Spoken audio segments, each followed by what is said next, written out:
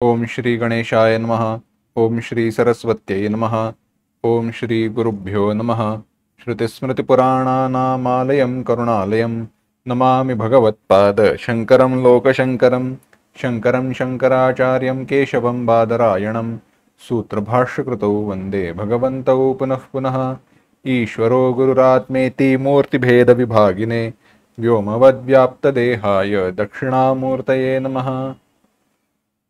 योऽन्तः प्रविश्य मम वाचमिमां प्रसुप्तां सञ्जीवयत्यखिलशक्तिधरस्वधाम्ना अन्यांश हस्तचरणश्रवणत्वगादीन् प्राणान् नमो भगवते पुरुषाय तुभ्यम्। घुष्यते यस्य नगरे रङ्गयात्रा दिने दिने तमहं शिरसा वन्दे राजानं कुलशेखरम्। वन्दे मुकुन्दमरविन्ददलायताक्षं कुन्देन्दुशङ्खदशनं शिशुगोपवेशम् इन्द्रादिदेवगणवन्दितपादपीठं वृन्दावनालयमहं वसुदेवसूनुम्। मुकुंदमाला ग्रंथाचं आपण चिंतन करतोय आणि त्यात पाहिलं कवी भगवंताची प्रार्थना करतोय की भगवंता माझं चित्त, माझं मन, माझं अंतःकरण आत्ताच तुझ्या ठिकाणी निवास करू दे, राहू दे। कृष्णत्वदीय पदपंकज पंजरांतः अद्यैव मे विशतु मानसराज हंसः प्राणप्रयाण समये कफवात पित्तैः कंठावरोधन विधौ स्मरणं कुतस्ते। माझा कंठ अवरुद्ध झाला असता तुझं स्मरण कसं होईल मृत्यूसमयी, म्हणून आत्ताच माझं मन तुझ्या ठिकाणी निवास करू दे। माझं मन तुझ्या ठिकाणी निवास करू दे याचा दुसरा अर्थ असा, ज्याची मागणी या पूर्वीच्या श्लोकांमध्ये भगवंतांकडे त्या भक्तांनी कवीने केली की भगवंता तुझं चिंतन माझ्याकडून नित्य होऊ दे। मन अशी एखादी वस्तू आहे का, पदार्थ आहे का, जो असा हातात घेतला आणि भगवंताच्या चरणापाशी ठेवला। ज्या वेळेला मन तुझ्या चरणांपाशी राहू दे, मनाने तुझं नित्य चिंतन होऊ दे हे म्हटलं, त्यामागचा अर्थ काय, त्यामागचा भाव काय, तर भाव एवढाच आहे की भगवंता माझ्या मनाने तुझं नित्य चिंतन होत राहू दे। माझ्या मनाची वृत्ती आहे का, माझ्या मनाला जो आकार प्राप्त झाला तो तूच असावास, विषय तो त्यांचा झाला नारायण, अशी माझी अवस्था होऊ दे। मग भगवंता माझं मन तुझ्या ठिकाणी राहू दे, आत्ताच ते त्या ठिकाणी लीन होऊ दे, अशी प्रार्थना केल्यानंतर आता कवी भगवंताला म्हणतोय, चिंतयामि हरिमेव संततं मंद मंद हसिताननाम्बुजं नंदगोपतनयं परात्परं नारदादि मुनिवृंदवंदितं। कवी म्हणतोय मी त्या हरीचं, भगवंताचं नित्य चिंतन करतोय, ज्याच्या मुखकमलावरती मंदहास्य आहे, जो नंदबाबाचा पुत्र आहे, जो परात्पर आहे आणि नारदादी मुनी ऋषीमुनींनी ज्याला वंदन केलं आहे। कवी इथे म्हणतोय चिंतयामि हरिमेव संततम। इथे हा जो चिंतयामि हा शब्द आहे तो माझ्यासाठी विशेष महत्वाचा आहे आणि त्याच्यानंतर परात्पर हा महत्वाचा आहे। बाकी श्लोकातील शब्द हे महत्वाचे नाहीत असं नव्हे, पण बाकी श्लोकाचा जो अर्थ आहे तो पाहू आणि मग या दोन शब्द आणि या वाक्याकडे येऊ। कोणाचं वर्णन केलं तर मंद मंद हसिताननाम्बुजम। आननाम्बुज, आनन मुख, अंबुज कमल, मुखकमल, ज्याच्या मुखकमलावरती मंद स्मित हास्य आहे, असा तो जो कोणी, मग कोण आहे तो, नंदगोपतनयम, नंदगोपाचा, गोपांमध्ये जो नंद आहे, नंद बाबा आहे, त्याचा जो पुत्र त्याला. पण तो काय आहे, कोण आहे? म्हणाले ते परात्पर तत्व आहे, तो परात्पर परमात्मा आहे. आणि ज्याला नारदादी मुनिवृंद वंदितम, नारदादी मुनिवृंद, नारदादी ऋषीमुनी नमस्कार करतात. नारदादी ऋषीमुनींनी वंदिलेला असा तो जो कोणी हरी, त्याचं मी नित्य चिंतन करतो. चिंतयामि हरिमेव संततम. परात्परम. तर परात्पर म्हणजे काय? परात पर, पराच्याही पलीकडे. आता पर आणि पराच्या पलीकडे असणारं पर म्हणजे काय? सोपं आहे. पर म्हणजे श्रेष्ठ, परिसीमा, अवधी या दृष्टीने लक्षात घ्या. एखाद्या गोष्टीची परिसीमा जिकडे संपत, जी परिसीमा, अवधी, त्याला पर म्हटलं. पण त्याच्याही जे पलीकडे आहे त्याला परात्पर म्हटलं. समजायचं कसं? अत्यंत सोपं आहे. सीमा ठरवत असताना जे आपल्या ज्ञानाच्या कक्षेमध्ये येतं त्या सगळ्याचा विचार करा आणि त्याचा शेवट पाहायचा प्रयत्न करा. होता होता होता होता होता होता होता एक गोष्ट अशी येईल की ज्याच्या पलीकडे विचार करणं संभवत नाही किंवा अनुभव घेणं, कल्पना करणं आपल्याला शक्य होत नाही. सर्व ज्ञानाची साधनं प्रमाण तिकडे संपतात. त्याच्या पलीकडे जे आहे ते परात्पर आहे. लक्षात आलं नसेल तर दृष्टांताने पाहू. परात्पर म्हणजे काय? तर नेत्र म्हणजेच पाहणे, रूप या दृष्टीने थोडा विचार करू. पाहत असताना एखादी वस्तू अत्यंत मोठी असू शकेल किंवा अत्यंत लहान असू शकेल.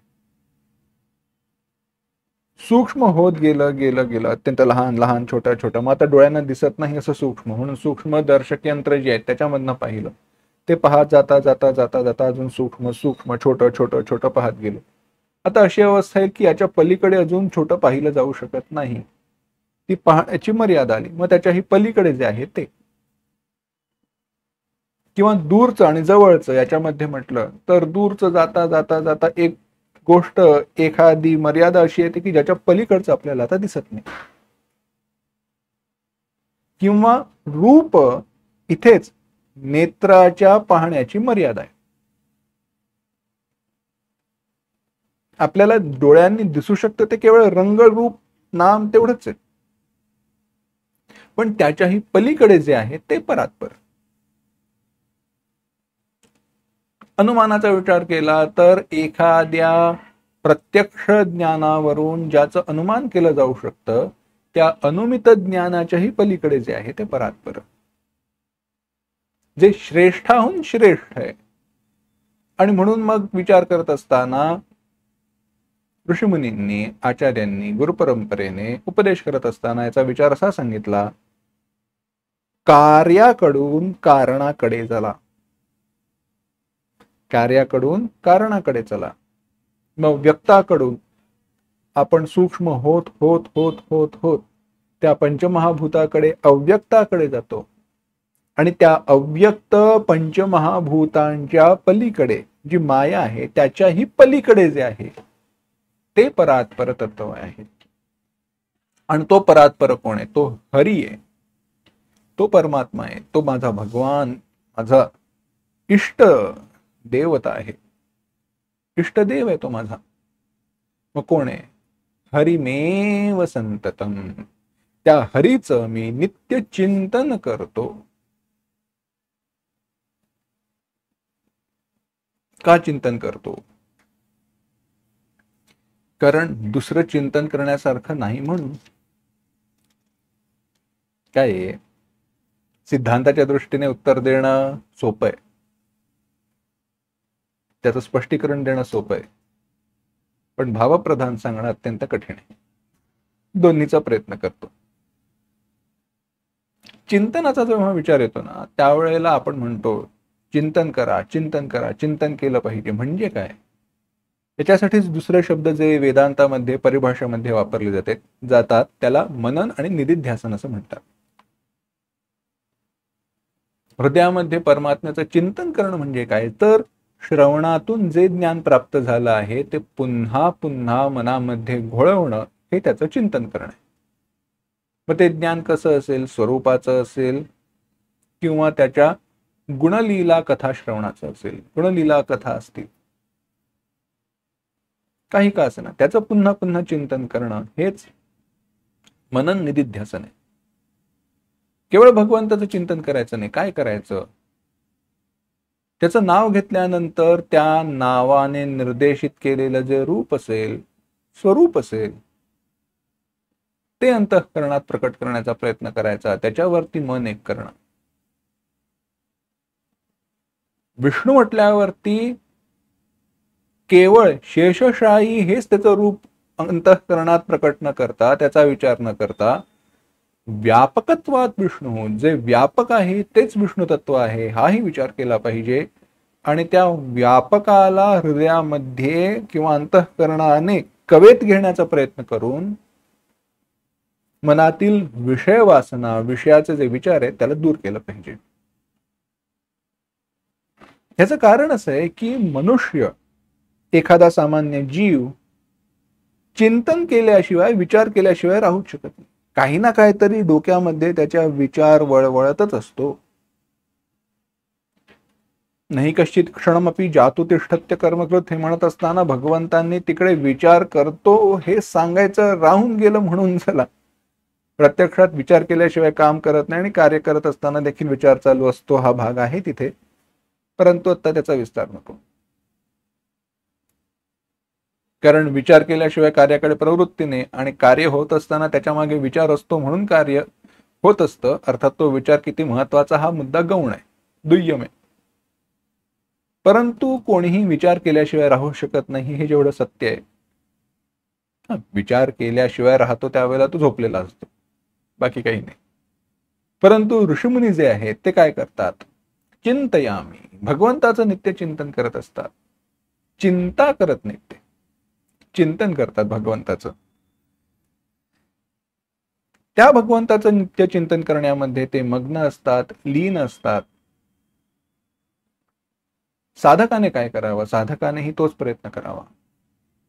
मनन निदिध्यासन याचा तो मार्ग आहे. मग ते का करावं? ते करण्याचं कारण एवढंच, उद्दिष्ट एवढंच, प्रयोजन एवढंच की मनन, चिंतन, निदिध्यासन केल्याने अंतःकरणातील दोष, संशय दूर होतात. ब्रह्मचिंतनाच्या बाबतीमध्ये ज्या वेळेला मनन निदिध्यासनाचा विचार येतो त्यावेळेला आपलं जे मन आहे, आपलं जे अंतःकरण आहे ते